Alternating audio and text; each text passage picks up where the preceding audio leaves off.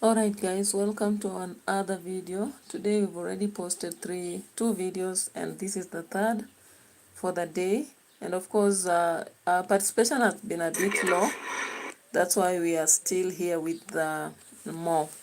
Of course there is accusations on Somali, not just in one or two things, but on more than one or two stuff. So South Africa has been one of the countries that is very, who arrives in their country or not.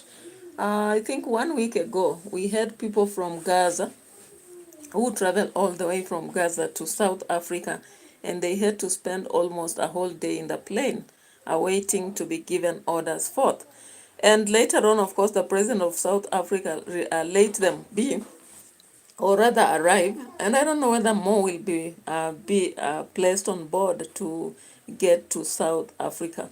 So so many people are really annoyed with the fact that South Africans were helped during the moment of apartheid, when most of the leaders were in prison and most South Africans were suffering. I don't know whether that was enough to actually drive an irritation towards South Africa. So it's unfortunate now South Africa is becoming a junkyard where people are smuggling their own individuals into that land. Now, I didn't understand last week, maybe if there is anybody watching with clarification, why did Gaza decide, for example, to have its citizens packing the kids and going to South Africa? Now, from the interviews, some of them were asked by the press. They said they were not so sure when leaving Gaza. They were just told if they have money, they pay, and they were carried to South Africa. We don't know how long they'll be there, because when a country is having war, it takes a while before it settles. Look at Sudan, for example. How long have they been in war? Since 1992, right? And up to now, Sudan has not settled. Look at Nigeria also. Nigeria has had a lot of problems for the longest time possible, and up to now, it is not known whether tomorrow or the other day they'll be settled. And I'll be bringing you a video from Nigeria somewhere. Of course, yesterday there was a case of kidnapping that happened, and many people are almost injured. But in the process, they were rescued and taken somewhere. I don't know why they were not taken to hospital, because I saw a lot of comments indicating why would they not be taken to hospital. So I don't know why Africa is becoming a very insecure place in many of the places, and I still actually see us bleeding for it. So welcome, welcome. I can see Sharma watching, Mohammed watching, Babalola, and who else? So welcome, welcome, and thank you so much. Please like the video. Many of us join, but we don't like the video, and that is much that you can offer. And also those who are new, please subscribe to the channel. So beginning from the end of what is happening in some South Africa, we have a shocking discovery of 500 people who are smuggled to through a fuel tanker to South Africa. And the interception happened at Zambia before they arrived. Of course, Zambia has its own. We'll be talking about it later. Watching from Gambia, thank you so much. Someone says assalamu alaikum, alaikum salam wa barakatuh wa ta'ala. So let's go to this incident right here and watch what is there. But thank you so much for those watching, and let's get after it. Of course, with a lot of political, dramas, more of dramas and things we need to ask about. So if you have any idea why this is happening, you can let us know. So let's start with the 500 Somali refugees heading for South Africa, and they were being smuggled in a tanker. I don't know why there's no correct way of transporting these people to wherever they are going to. Samia Malika, welcome. So let's watch this. And interactive at the same time. If you haven't subscribed, kindly do so and give this video a thumbs up as we delve deeper into this breaking news. So apparently a tanker, a truck that was intercepted in Zambia that was filled with Somali immigrants. Yes, so human beings had hidden themselves inside the tanker. This is a fuel tanker. that was destined for South Africa. So it is unclear how the smuggling was being done. The driver ran away when the truck was intercepted. The people that were in the tanker eventually came out, obviously due to the heat. So you can imagine, these are people, as you can see on the video, they are coming out of the tanker, all that were hidden inside. You know, this is the risk that immigrants, take just to come to South Africa and many other countries across the globe. But this one in particular, these Somalis were in transit heading for South Africa. So we have the details of the truck. The company that owns them is Karan.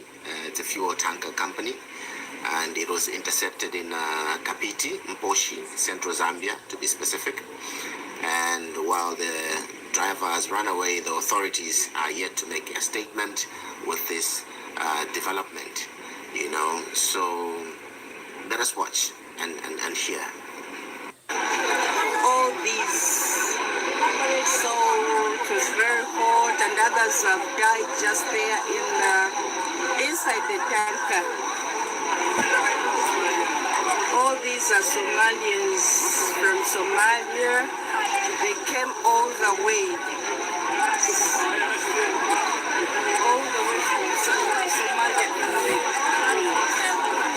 It's happening right now at the scene. This is what is happening at Kapiri Turn-Off. This is what is happening at Kapiri Turn-Off right now. Here, all these are illegal immigrants from Somalia. They are illegal immigrants from Somalia. They're blocked away. I'm told some have just died inside there. There you have it. So it's unfortunate, actually, the fate of Africa. I don't know, is it because America currently is blocked and Trump does not want anything to do with the immigrants? Is it because opportunities are limited? Is it because of the economic pressure on people? Or what exactly is happening? So America, Jasem says America is closed. God bless Texas. Bruno Beiteita says hi from Brazil. Welcome. Thank you so much for showing up on our channel. Please press that like button. Only one like out of the many who are watching. It's unfortunate, actually. So looking at the 500 migrants, for people to accept to travel in a tanker, I can imagine. And when you look at Zambia, currently it must be a bit hot. And also Somali itself is hot. Now traveling from Somali and then you are captured or rather intercepted while in Zambia, that must be a great deal. The extent at which people have to go, the risk which people have to encounter because of the situations maybe back at home. Of course, we have read so many books. I know Kenya is not at its best. We have read so many books of people actually forced to migrate from Somali to America. And I don't know what has happened of late, because America, of course, has been having some restrictions. And there was one video that I watched today, and a lot of blame on Somali people. Let me just check. That is why I think people are willing now to go South Africa instead of America, so that, once you reach South Africa, then get to have documents. It's easy for someone to move from South Africa to America, though with Ibaroza and what happened between Ibaroza and Trump, especially when he talks about the white settlers in America, in South Africa, and the treatment they are receiving, the genocide, is it xenophobia kind of treatment they are going through? By June, we saw even some doctors sending away some people who are not originally South Africans to move from hospital. Unfortunately, some of the white people who have settled so long in South Africa, even though their skin is white, they are now currently considered South Africa. And yet, that aspect of racism and whatever treatment is making them not to have the fair treatment. And if you watch that video where Trump was interrogating Ibaroza, he clearly said that the white settlers are not receiving a good treatment in South Africa. And that is why, unless situations change, you saw when the African United, is it the AU, not even European Union kind of meeting was happening in South Africa, Trump cancelled all the officials from America from going to South Africa just because the terms and conditions have not improved for the white settlers in America. Anyway, today I watched something on Ikonini podcast in relation to that aspect of the Somali, and I want us to go through it just to understand what's happening. So it happens that sometimes we have people who are from Somali, they settled in America, and maybe because you are old, you are not supposed to pay tax, so you are exempted. However, these people now call the entire family from Africa, Somali, and they settle in their houses. And this has fueled a lot of extreme attack from America, saying that, don't we like paying tax? There is another situation whereby, we are having illegal immigration, which is happening in very funny ways. Let's just follow this script and see. Serving millions of meals that never existed. In some cases, they claim to feed more children than lived in entire neighborhoods. A federal jury found kuna a certain level of fraud ila wasa wanafanya hizo sides ile inafanya juu na realize like damn, these stories zote za the name haram inakuwa tu ni it's just a word. Cause what tuanze na kuna msali do like a compilation. A $250 million fraud scheme. Already 77 people, many of them Somali immigrants, have been charged in one of the largest taxpayer-funded scams in U.S. history. Minnesota, home to the largest Somali community in America, has become the center of this massive investigation. This is the Feeding Our Future scandal, a pandemic-era scheme in which defendants allegedly stole over $200 million meant to provide meals for low-income children. Instead of feeding kids, prosecutors say the money went toward luxury homes, high-end cars, jewelry, overseas transfers, and an entire network of shell companies. According to the DOJ, the conspirators submitted fake invoices, fabricated meal counts, and even staged photos to make it look like they were serving millions of meals that never existed. In some cases, they claimed to feed more children than lived in entire neighborhoods. A federal jury found Amy Bach, the founder of Feeding Our Future, and Salim Ahmed Saeed guilty of conspiracy, bribery, wire fraud, money laundering. Federal officials say more arrests may still be coming. All right, guys. So you saw that kind of documentary on what is happening with the Somali people. I don't know whether they are just too sharp or too fraudy, because when you look at the Muslim rules, especially the Quran, it talks about some many things, especially haram, not paying tax, haram, not helping the poor, haram, not doing what, haram. Now it comes out that the Somali in Minnesota have been charged with a lot of issues, including iron blocks. Like Iron Block, the founder and executive director of Feeding Our Future, was found guilty of multiple criminal counts. He had conspiracy with the wire fraud and conspiracy in federal program bribery. You can imagine money meant for the poor. Now these people go make videos as if they are serving the poor kids and all that. Sometimes they make videos with a lot of kids only for that money to get to their accounts, and they go build houses and homes in Kenya, Uganda, Tanzania, and all over the places. We also see another one, Osman Kamara.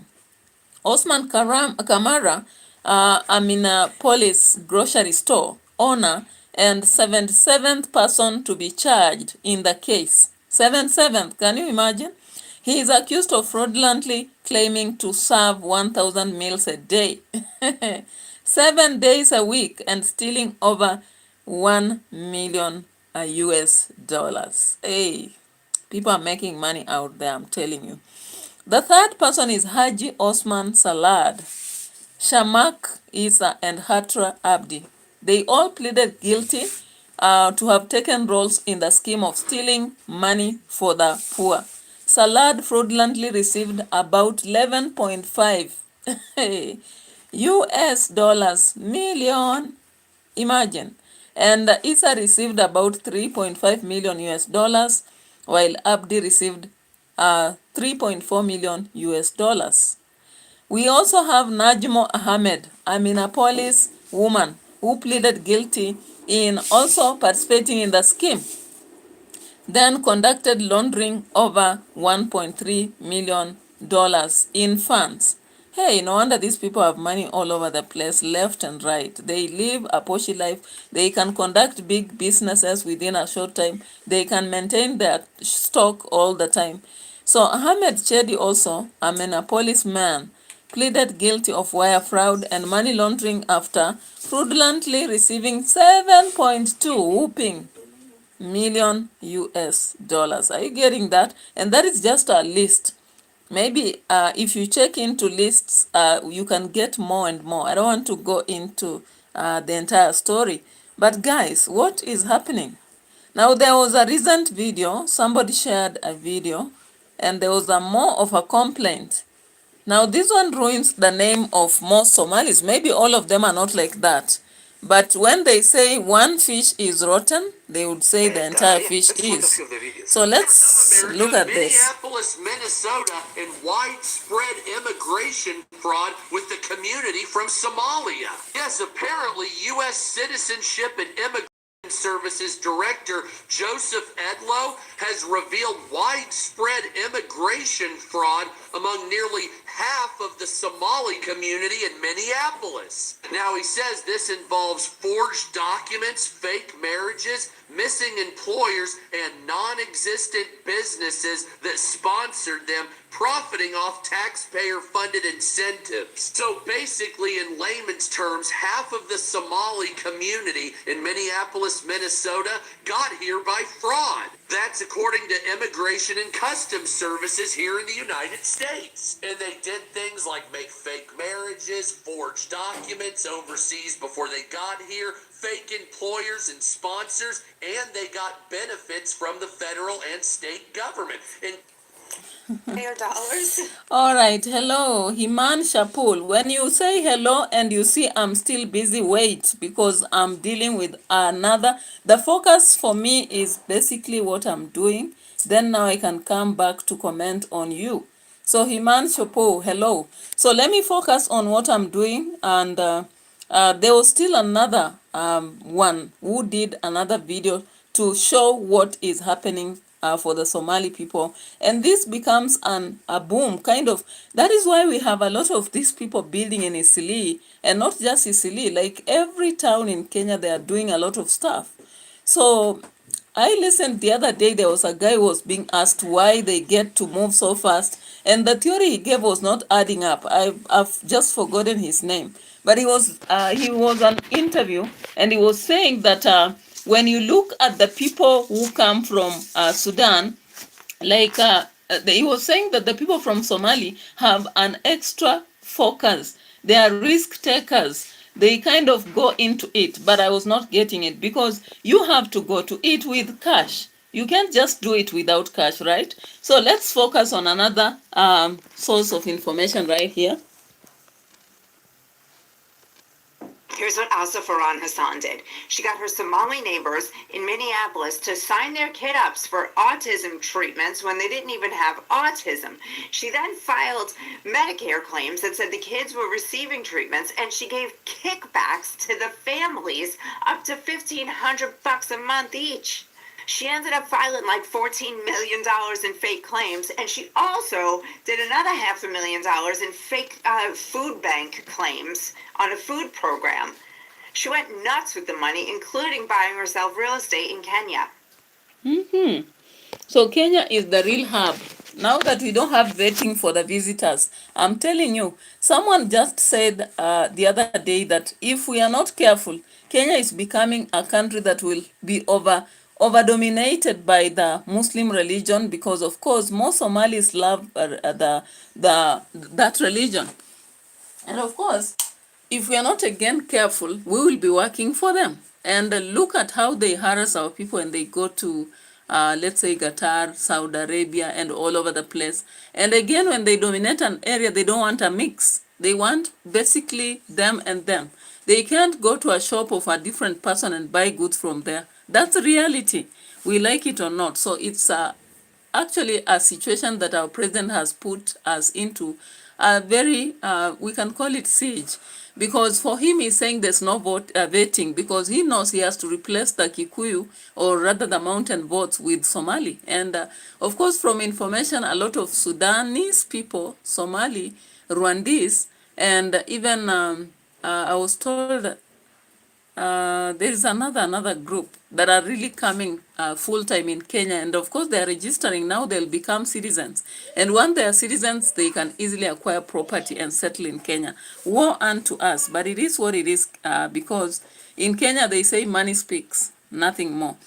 Anyway, we have to get to a different zone. And of course, still, when talking about these security matters, we are talking about CS Murkomen. CS Murkomen has come up to clarify why he had to withdraw security for some of the leaders. And of course, I think it was out of the noise that was made on NATEMBEYA. Remember recently in Kabuchai, NATEMBEYA was almost, enlivened, because a bullet just flew on his head before he finished a statement that he was posing. And he came out to speak about that attack. And later on, one of the members who is really supporting him, his home was also broken into, a window was almost shattered. So let's see some videos here before we come to understand that he was, his security was withdrawn from him. So even though he's been crying and saying he needs to be protected, no protection is going to be offered to him, because if security is withdrawn, it means you're on your own. Maybe if you have money like Raila used to have, you could hire your own security. There is a time he hired security from Russia, from I don't know what. I don't know whether that was true or it was all about neither there nor there. But let's just check into this. I want us to look at that insecurity first, then we go on to the next level. Yeah, so of course, look at this. Look at this video right here. Moving so slow.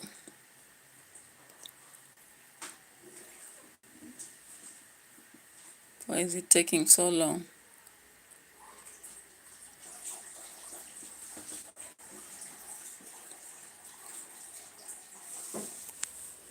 So remember this moment, and this is a home of a close ally to NATEMBEYA. It was shattered. NATEMBEYA came there. You can see the window was shattered. Looks like a bullet. And then NATEMBEYA, we saw this one was accused of that, and he said that NATEMBEYA should not think he's the only politician in Western. Then we saw NATEMBEYA going to Malava, and then later on coming to Kabuchai. Now, if you remember the time he went to Kabuchai, this happened. Woke up on 26th of November 2025 to whispers that turned into reports, and reports that turned into a national alarm. GSU, Recce Squad, and administration police assigned to Governor George NATEMBEYA of Trans Nzoia County are gone, dispatched, withdrawn. No explanation, no official document, nothing. Not from Interior CS Kipchumba Murkomen, not from the National Police Service. Silence, like the script hasn't been approved yet. And this comes days after bullets whizzed over NATEMBEYA's head in Kabuchai.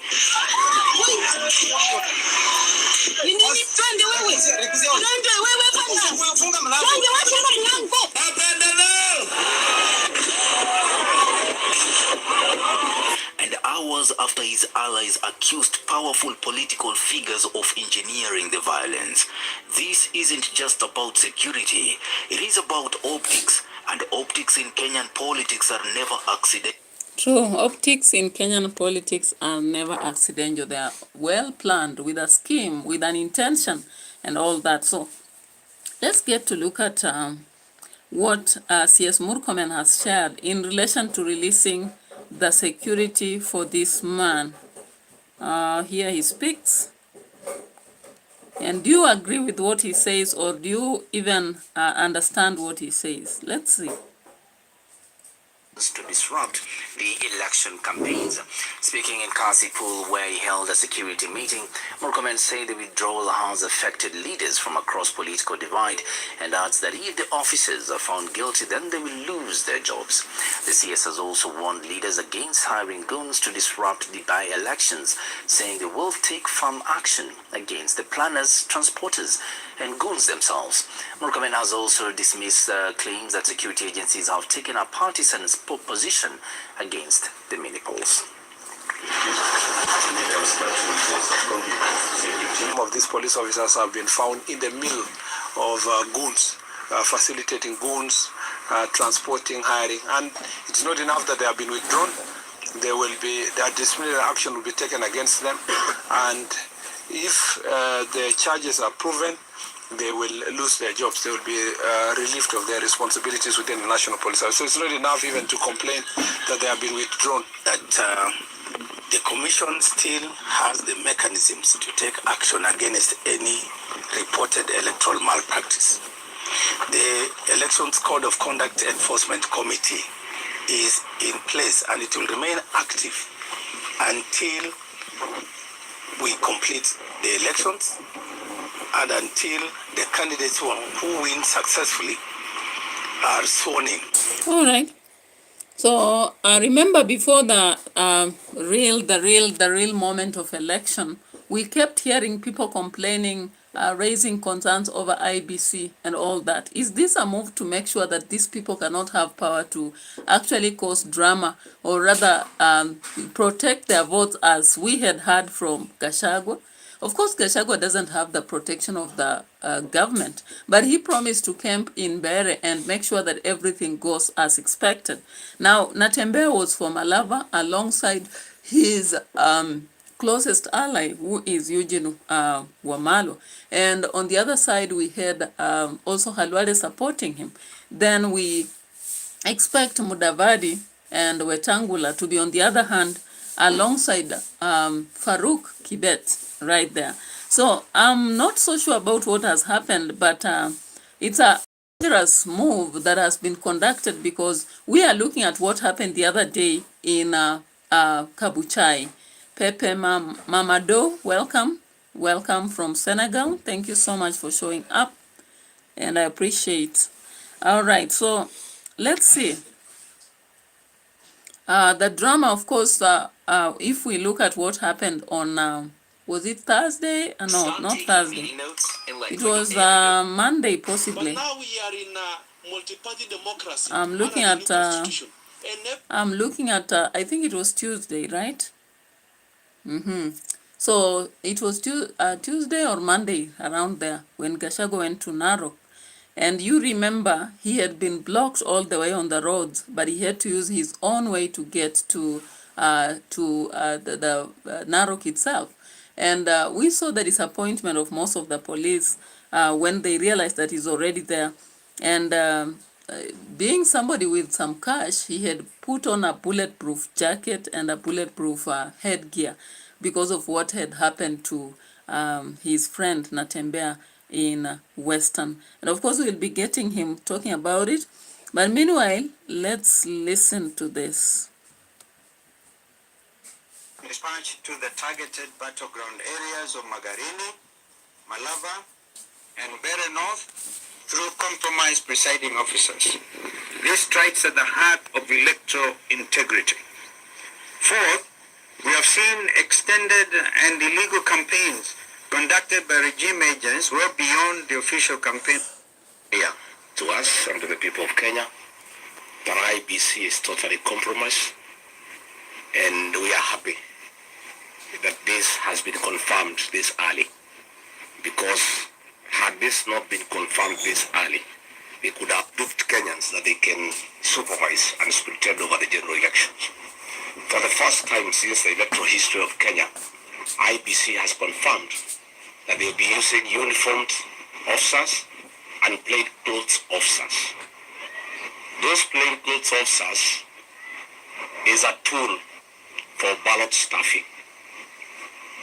IBC has given ballot papers to government agencies that have been pre-marked, and the officers in civilian, their work is to figure out how to get the pre-marked ballots into the ballot box.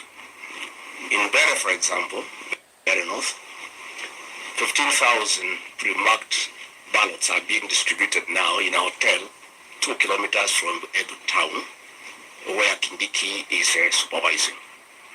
And these officers have been instructed to go to the polling stations, some pretending to be agents, others to be observers, others to be keeping security. The plan in Bere North is that 1,500 gangsters from Kayole and Ekambura in Kikuyu are in Bere. And their mission is to create chaos outside the polling stations so that the police officers inside can create more chaos, pretending to be agents. And in that situation of chaos, the pre-marked ballots will be put into the ballot boxes. Thereafter, the police will arrive and keep peace, and things will go back to normal. And then the voting will continue. By that time, the pre-marked ballot papers will have been in the ballot box already. We are therefore saying, and the CEO of IBC, Marajan, is in Bere North himself overseeing that exercise. Let me ask government not to provoke the people of Bere North and the people of Kenya. These people will not accept that situation. And I can tell you they are aware and they are waiting.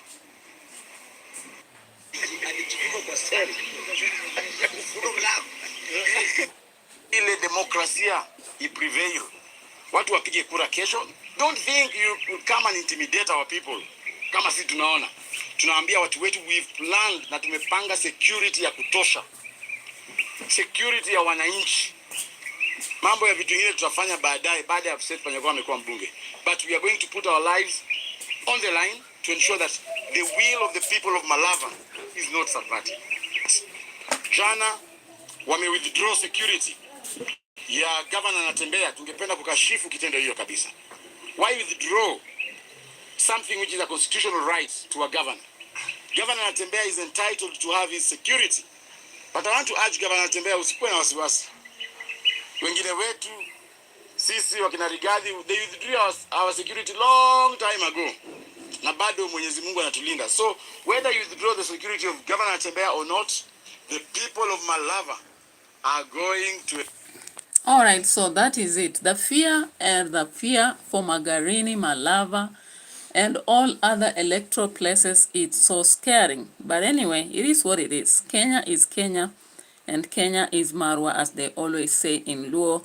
So IEBC chairperson, of course, had to issue a warning to Ruto's candidates, but I don't know whether that was just a speech that was meant to pass, but all eyes are on Malava, Magarini, and Bere. The rest of the places, no much, wahala. But I just don't understand, because it is the citizens who are picking their leaders, not the government. So I don't know why they are so scared. Life and death issue here. And what are they teaching the young people, because they are watching? So of course, let's get to more. That is 34 minutes already. And I want us to look at something here. But now we are in a multi-party... This is a rare historic event. Let's look at something here.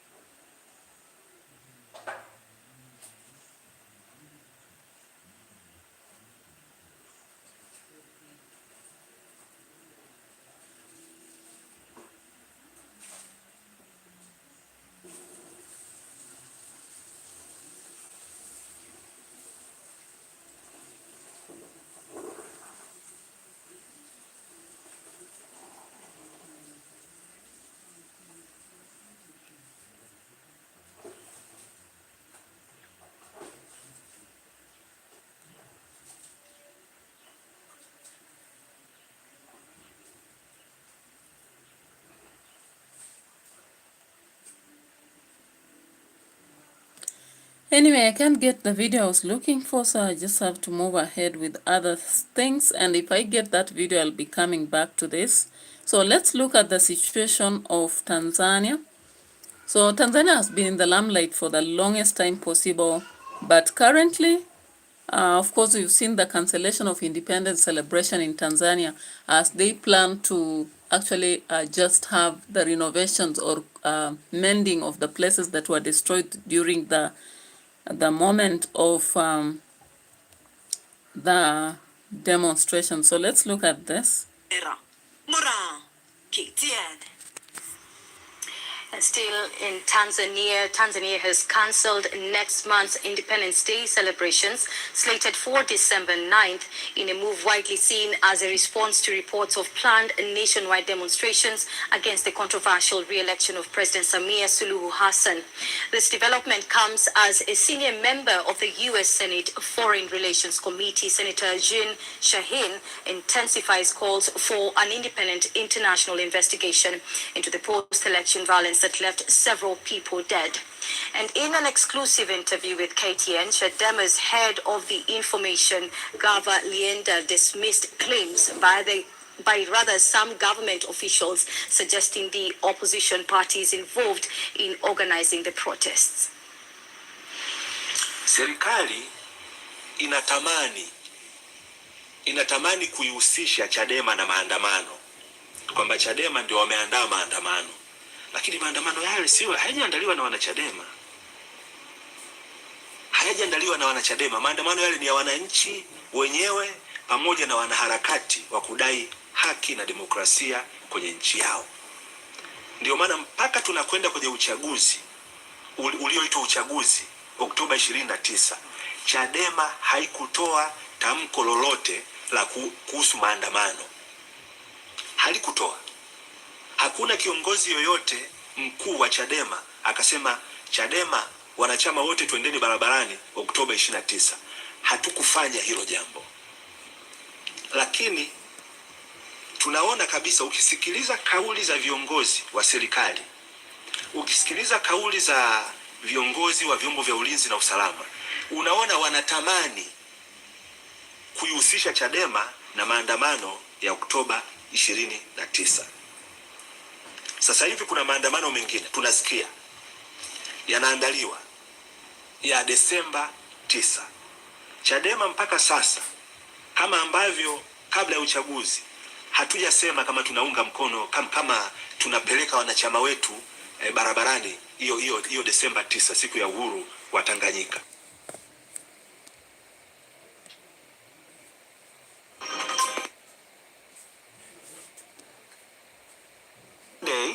The administration of Samia Hassan and government spokesperson had a press briefing responding to media reports of mass killings by the police and forensics evidence pointing to mass graves where bodies had been dumped in. What exact detail came out in those press briefings?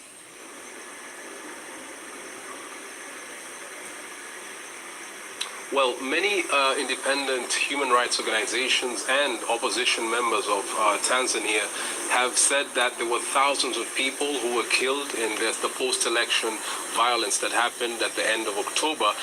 They accused the security forces of cracking down very hard, using excessive force on civilians. They said they arrested very many people, including children, and they have been charged with treason. They said that report that you just mentioned said that there were a lot of mass graves that were seen by some of these independent researchers, and the government was trying to conceal the killings of civilians because this was an extrajudicial killings that happened in the country. So this human rights organization, the World Jurists Association, the Madrid Bar Association, and a South African NGO known as Intel Watch have submitted this document to the International Criminal Court, asking the courts to launch investigations against the Tanzanian government, and they're saying they were crimes against humanity that were committed against civilians in that area, and they want President Samia Suluhu Hassan to be held liable because she is the commander-in-chief and ordered the attack against the civilians of Tanzania. Has the government come out in response to at least the pursuit of ICC charges and, more importantly, the detailed reports coming out from a lot of human rights activists?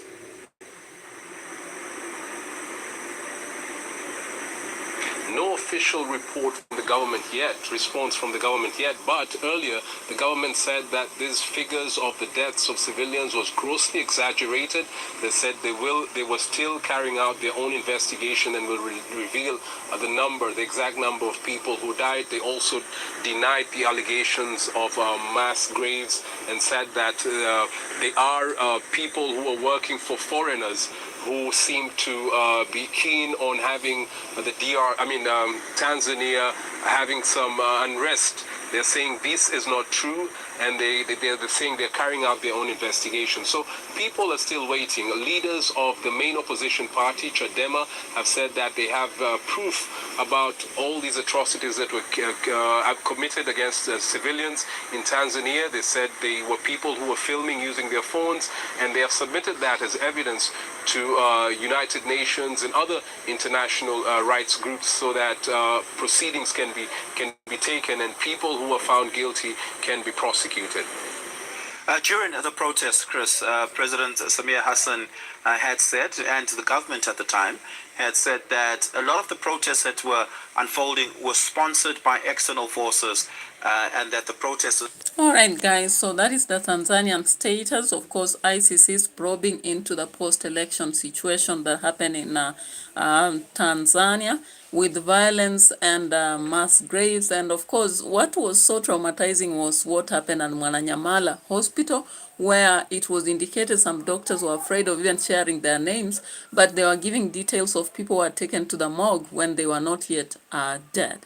So it's unfortunate. And looking at the massive graves also in the outskirts of Tanzania, it gives a very grave picture of what happened in this land known as Tanzania. And I don't know whether the people can really heal from the situation, even if it's hidden. You know, you can conceal some things, but how far can you conceal them? Because what is happening on the ground is quite, exposed, and you can see it in the eyes of the rest of the world. What about the Tanzanians themselves who experienced this in their families? Maybe they lost 2, 3 members or 4. They don't have awareness of where they are, and they are hearing such information passing in their country. So let's wait and watch what the ICC is trying to probe into and what will come out. But it's so greasy, it's a mess, that we never expected such a thing would happen in Tanzania, because at first when we saw the previous governments and the restriction of democracy, and then later on the situation now improving and then now falling again back into the very big hole, we never expected that. So anyway, let's get to see what is happening in Nigeria. Of course, Nigeria has had mass kidnappings. Kidnapping is not an easy thing. Many students write that in compositions, that something they have not experienced. But experiencing kidnapping is the worst situation ever. And of course, you know what is happening in Tanzania, in Nigeria. We have Boko Haram, and we have the other 2 groups that went into that, IE something and another, that are fighting over land. They are fighting over plant stroke animal rearers, and many other issues that are underlining. So it looks like it's a religious war, but it's just beyond that. So let's watch into this. So we heard about 215 children who had been taken in mass school abduction last week. So let's check into this. Nigeria is once again in the global headlines, and it's not at all for good reasons. In just 1 week, armed gunmen stormed schools, kidnapped hundreds of students, and attacked a church service. More than 300 children were taken to a Catholic school in Niger State alone. In another attack, a school in Kebbi was raided, a vice principal was killed, and 25 girls were abducted. A church in Kwara State was also attacked, leaving 2 dead and dozens kidnapped. But what exactly is happening? Why are school children being taken again and again? And what is the root cause of this crisis? Hello and welcome to Connecting the Dots. I'm Anu Bhattacharya. Let's connect the dots. These incidents have forced Nigerian President Bola Tinubu to postpone foreign trips. They have also intensified pressure from the international community, especially after US President Donald Trump threatened fast and vicious military action over what he called the persecution of Christians in Nigeria. In Niger State, parents rushed to St. Mary's Catholic School after hearing gunshots. What they found was an empty compound. Classrooms were vacant, the dormitories were silent. I came to school, I'm here searching and looking whether I will see any child that returned, but I'm not seeing any child. Gunmen had abducted 303 students and 12 staff members. Thankfully, at least 50 of them later escaped, but more than 250 children are still missing. The shock spread across the country. In Lagos, residents described their frustration. Let them mobilize security agents, all the concerns, let them make sure that insecurity is stopped in Nigeria. Some times ago, I had a foreign country planning coming to Nigeria to do something concerning it. And up till now, they are still killing and nothing is done. They should do something concerning it. Within days, another school in Kebbi was attacked. 25 girls were kidnapped and the vice principal who tried to resist was shot dead. In Zamfara, 64 people were abducted from their homes. And in Kara, gunmen opened fire inside a church, killing 2 worshippers and kidnapping 38 others. Their captors later demanded 100 million naira, which is about $69,000 per person. The scale of abductions was so severe that Niger State shut down all schools, be it public, private or religious. Nigeria is the only country we have, and Niger State is our state. As such, we must continue as government to protect the lives and properties of our citizens. In this decision, the stakeholders today have decided to close all schools in Niger State. All right, so just imagine. The other day I was doing an analysis and I talked about Risha Batola. Welcome. And I just talked about the aspect of insecurity in Nigeria. The fact that when kidnapping happens, when these attacks happen, they don't only make the loss of life, but they destabilize everything, including economic planning, the social life, and the situations of people because they are displaced. Now, when it comes to this serial kidnapping of people from homes and churches and hospitals, it becomes a very, very serious matter. And when they are kidnapped, there is ransom asked out of it. And you can hear that it's not little money. You know, a lot of millions of naira money is asked for each individual, not even few. And no wonder we see in videos this aspect of kidnapping in many of the Nollywood videos. It's not just a video, it's about what happened. That's why I say literature reflects what happened in the society. So US is actually planning to invade Nigerian health. That's what Trump said. And the Nigerians, some of them were demonstrating. But you can see the frustration of some of the parents, and they're trying to say, if something is not happening from within, then possibly something from should happen from outside. Now, let's say on the other side of US and what is being planned. Have also been targeted. Human rights groups have condemned the strikes as illegal extrajudicial killings of civilians. Some US allies have also expressed growing concerns that Washington may be violating international law. So why are Trump and Maduro at loggerheads? The Trump administration has been weighing Venezuela-related options to combat what it calls Maduro's role in supplying illegal drugs that have killed Americans. As per 2 US officials, the options under consideration included attempting to overthrow Maduro. Maduro has been in power since 2013. He says Trump wants to oust him and that Venezuelan citizens and the military... Now look at this. If this kind of course, we are seeing what's happening in India currently with Maduro and all that. If they are going to invade, are Nigerians ready for this? Will resist any such attempt. Maduro also sees U.S. actions as a bid to take control of Venezuela's nuclear submarine and F-35 aircraft. A military build-up in the Caribbean... All right, let's leave India because I was not focused towards talking about India. My focus was on the Nigerian kidnappings, and there's a video I had here.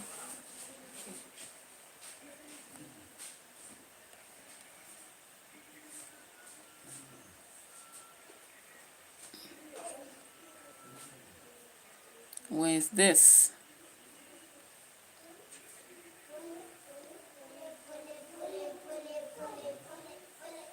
Oracle of God, welcome here. Thank you so much for showing up.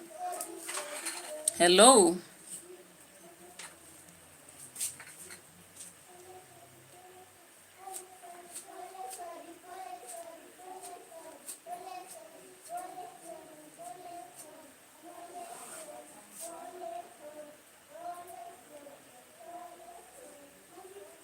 Ansem Tandi, welcome.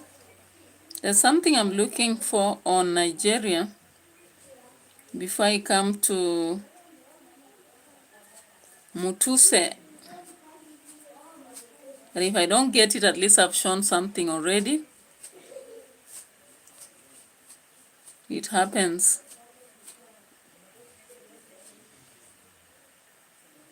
All right, so maybe we can look at MP Mutise.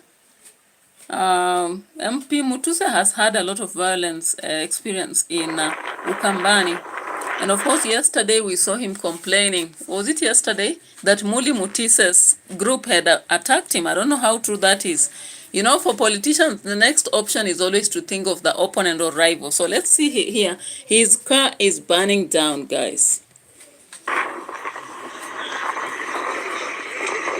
And I'm surprised no one was trying to cool it down. Look at that. Going to ashes.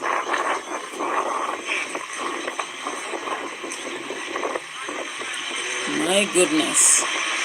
People are just watching from a distance as the car burns up as if it is the trees or something.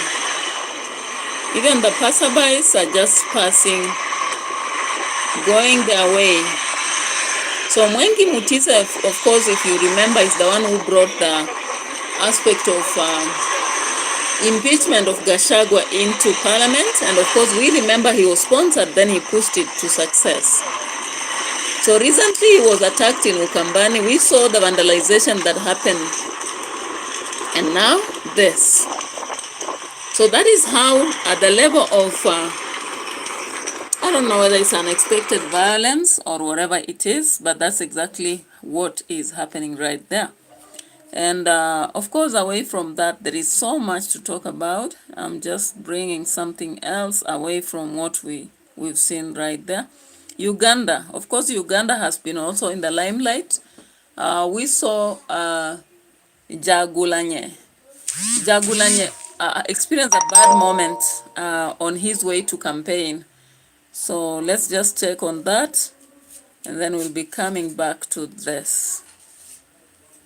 Let's watch on Jagulanye and how he says that most of his supporters are arrested. Of course, they were attacked again almost near a forest. I am here, you're looking at me now. You're looking at me now. What do you want from me?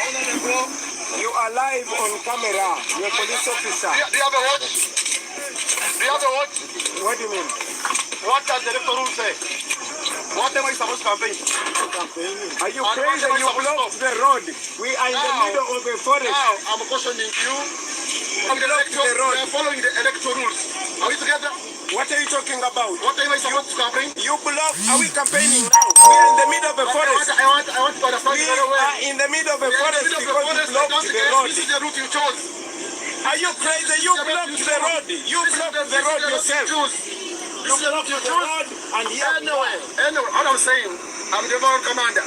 From here, we are taking you back to your place of president. You have blocked the road. What I'm saying, you're it is by saying we cannot campaign anymore. We are following the electoral. The world is watching.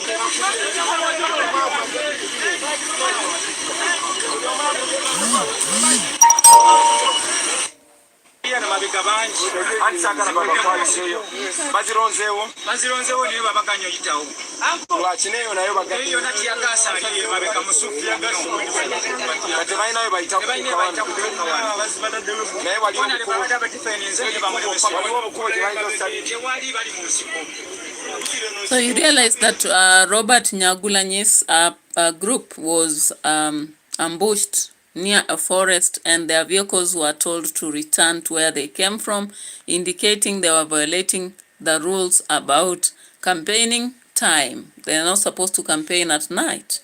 So do you think they were really violating the rules, or they are just being made to really subdue? I don't know about the rules in Uganda. Maybe the Ugandans in the house, you can let us know. As we look for the other video, there were 2 videos, of course, showing something on Uganda.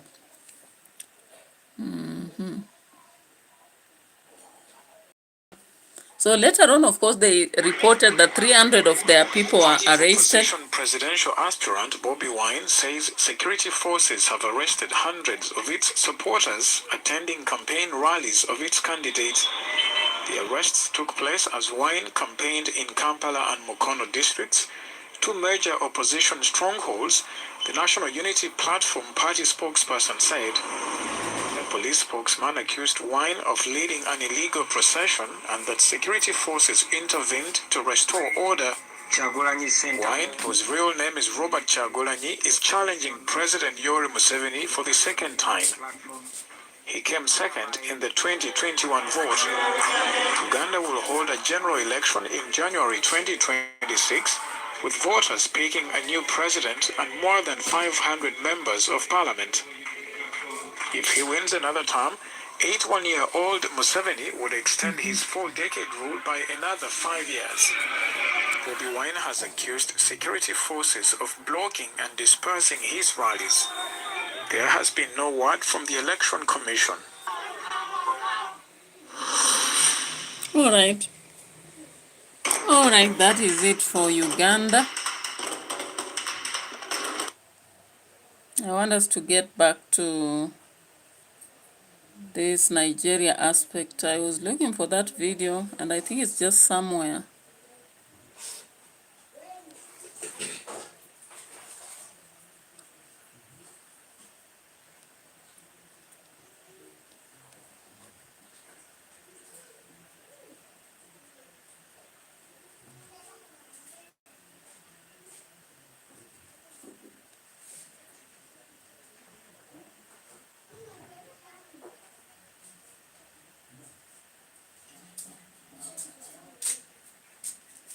I thought I watched that today. What is happening? I can't see it.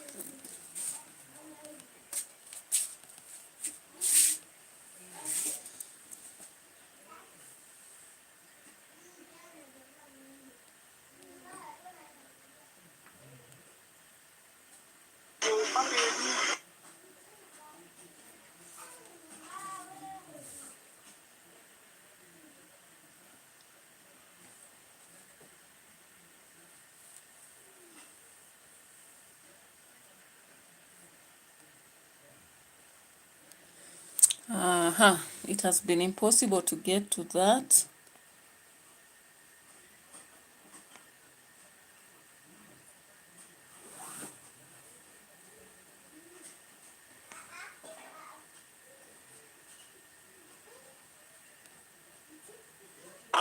Tunachia Mungu hata wale ambao wanatembea na askari wengi pia kuna wakati wanapitia kwa matatizo pia kutoka usalama. Hapana.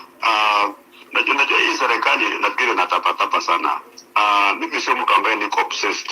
Hadi lazima nikuwe na maafisa usalama kila mahali. Wakati waliambia maafisa usalama wajisalimishe, walikuwa wapi? Waje wajue maafisa walikuwa wapi na mimi nilikuwa wapi? Hakuwa na mimi ganda huku, kila mtu alikuwa mwingine. Mmoja mimi nikimaliza kazi yangu maafisa wangu nawaachilia wanaenda nyumbani. So si ati labda ukichukua maafisa wa usalama ati labda ratiba yangu itabadilika. La hasha. Au maafisa wanajua vile huwa tunafanya kazi, na mimi niko capable kuendelea na ratiba yangu uweko na ama kusiwa na maafisa wa usalama.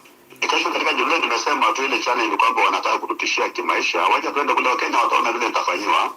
Maana kuna waandishi wa habari, kuna vyombo vya habari viko huko, kuna observers wako huko, IBC yenyewe iko kule, wataona ile dhuluma ambayo tutapita, na hata wakifunika watu namna gani, wala ambao watakuja kwenye harass.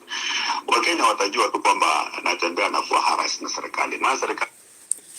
Alright, that is Natembea after the security team was taken away. But I just wanted to see that there's something I wanted to show on Nigeria, and I'm unable to get it.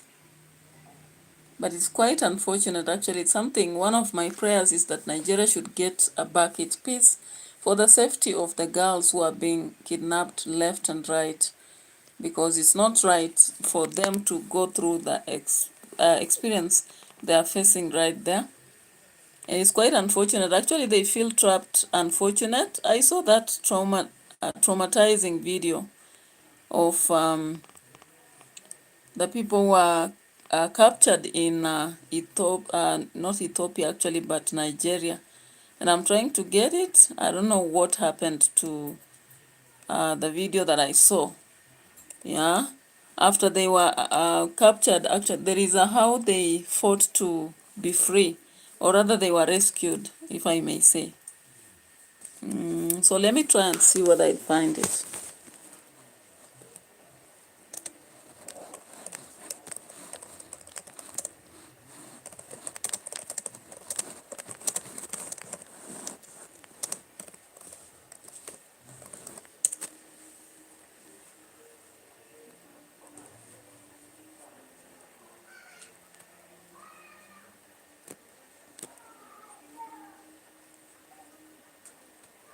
And the news from Nigeria, all 24 schoolgirls held by assailants following a mass abduction last week from a school in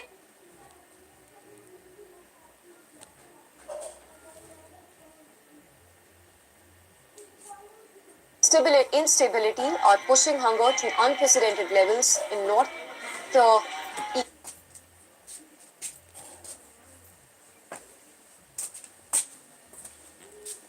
to Nigeria, where all 24 schoolgirls abducted from a school in Kebbi State last week have now been rescued. A moment of relief amid a surge in mass kidnappings across Nigeria. But elsewhere, the crisis continues. In a village in western Kwara State, gunmen have seized 10 women and children. In total, more than 350 school children have been taken in the past week alone, reigniting national outrage over an kidnapping epidemic. France 24's Sam Olukoya has the latest on this growing wave of attacks. Well, it took about the same pattern with that in this case you have gunmen entering a village and then shooting indiscriminately and then picking those they can pick, and at the end of the day went away with 10 people. A bit concerning for those in the area, because it was in this same area 38 people were abducted a little over a week ago, and then they were only just released 2 days ago, and we have people released just 2 days ago, and within 48 hours or 24 hours gunmen returned to the area and kidnapped more people. There's in the area is still very much there. There have been a lot. So you realize that there is a consistency, abduction, kidnapping, and all that is happening in Nigeria. And it's unfortunate. As we see, some of them are rescued. There's a video that was showing definitely how they were rescued, and people are asking why they were not taken to hospital. How safe are they? What trauma have they gone through? So today I've looked at so many issues from Nigeria, Cote d'Ivoire, South Africa, Somali, and Uganda, then Kenya. So we have traveled across Africa looking at different aspects and also integrating something to do with America.